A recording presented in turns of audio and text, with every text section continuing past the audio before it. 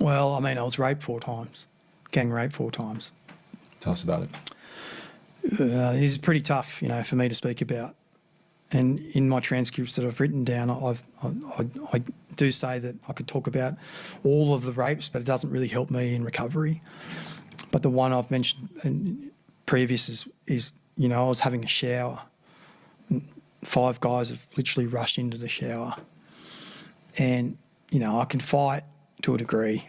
And I remember punching one of the Cambodians in the throat, smashing another Cambodian's head up against the concrete wall, but they just overpower you and they're hitting you and kicking you.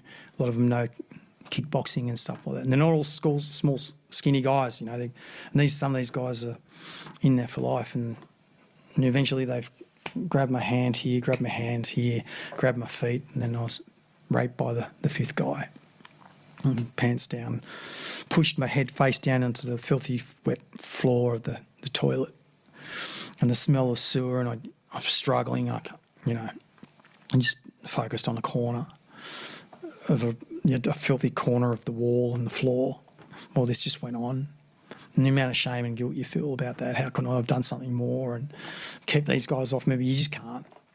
And, they left the cell and I just laid there and picked myself up, my backside's bleeding.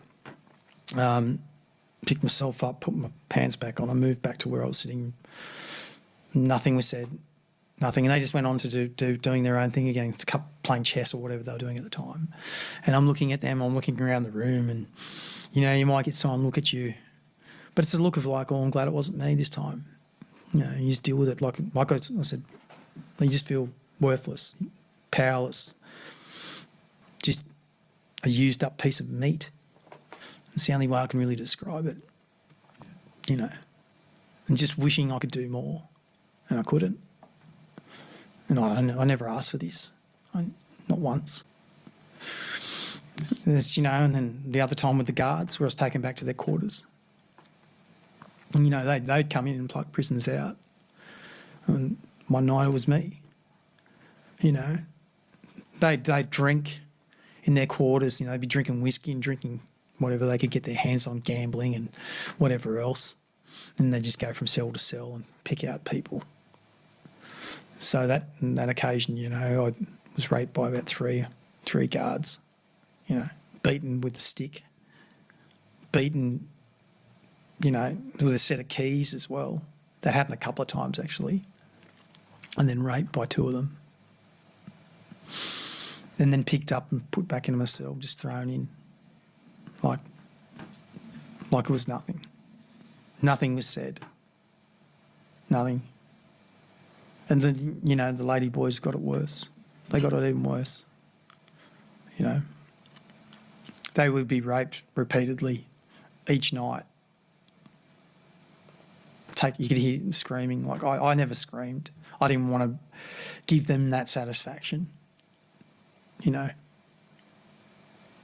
have to speak to people every week, sexual trauma counsellors, psychologists, psychiatrists, you name it, to try and process this. And talking about it now, I can clearly see what happened, to me. I can smell the smells still. I can feel the wetness on my face, the numbness. It's something that I'll never be able to fully forget. Never. So they've taken something away from me that I can never be returned. I just feel like damaged goods. That's how I feel. I felt like that since I've gotten back.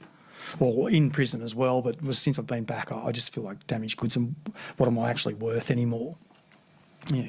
And it's very hard to talk about. But because of the treatments and things, it's not easy. It's never easy to talk about, but, I've got some tools put in place.